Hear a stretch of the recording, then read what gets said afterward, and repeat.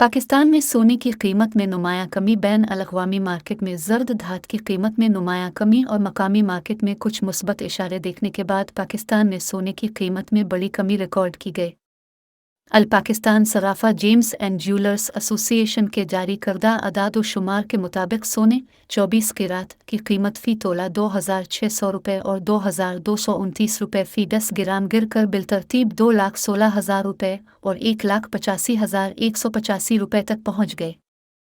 आलमी मंडी में सोने की कीमत $31 फ़ी औंस कमी के बाद $2,003 तक पहुँच गई।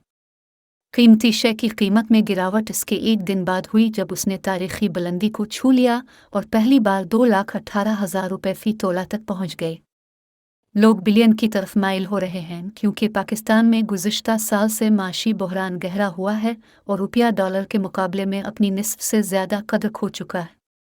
ज़र्द धात को महंगाई के ख़िलाफ़ एक हैज समझा जाता है जिसके नतीजे में परेशान कुन औकात में उसकी मांग में इजाफा होता है और मौजूदा सूरत हाल में रमज़ान अल मुबारक की वजह से सोने की मौसमी मांग है।